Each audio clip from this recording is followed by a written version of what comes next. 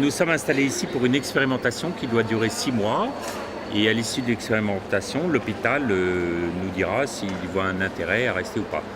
Pour l'instant, l'expérimentation a donné plutôt des bons résultats. Cette étape d'orientation intéresse non seulement les visiteurs qui viennent ici pour la première fois, mais aussi beaucoup le personnel. Je me suis servi de la nouvelle borne dès le premier jour, je pense.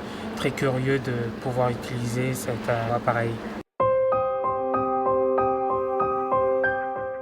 Découvrir les différents lieux qui m'étaient proposés à l'hôpital pendant mon hospitalisation en fait. La chapelle, les restaurants, la médiathèque. Je cherchais le laboratoire d'analyse et du coup on ne savait pas, on a vu qu'il y avait une borne interactive donc on sautait dessus puisque les petits gadgets on aime bien. Même de s'y retrouver on a regardé aussi pour les bus, des choses comme ça.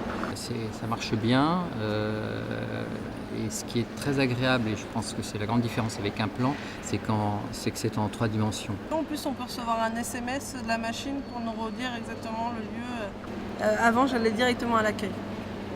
Maintenant ça va plus vite avec la machine en fait, on tape et on sait où se situe l'endroit ou la chose qu'on veut. C'est toujours plus sympathique d'avoir quelqu'un avec qui discuter, faire une petite blagounette, mais c'est vrai que là on le trouve directement, on n'a pas besoin de paniquer.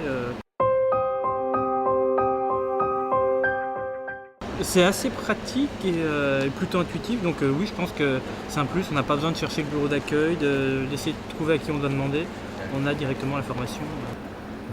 Il y a un certain nombre d'usagers qui continuent à souhaiter avoir des renseignements directement par une relation, un dialogue avec une personne physique. Mais il y a de plus en plus d'usagers qui utilisent aussi l'informatique et ses possibilités pour trouver rapidement leur chemin. Parce que c'est vrai que chacun de nous, lorsqu'on rentre dans un hôpital, on a une petite tension et donc cette tension, ce genre d'outil, en fait, facilite finalement la reprise de son autonomie sur le lieu.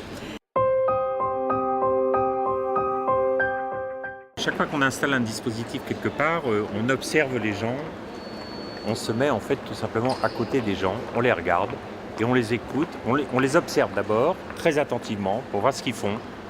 Et puis ensuite on se met discrètement à côté d'eux et on leur pose des questions. Il y en a qui veulent bien répondre.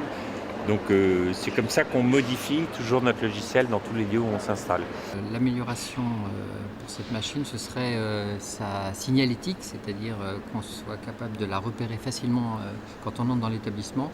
Une des premières choses qui avait été soulevée, c'était les notions de propreté. Finalement, on met les mains, donc ça, on a apporté une solution tout de suite. Et puis quand on voit, par exemple, si vous voulez, dans un hôpital, il y a les termes que nous donne l'hôpital pour trouver les lieux hospitaliers.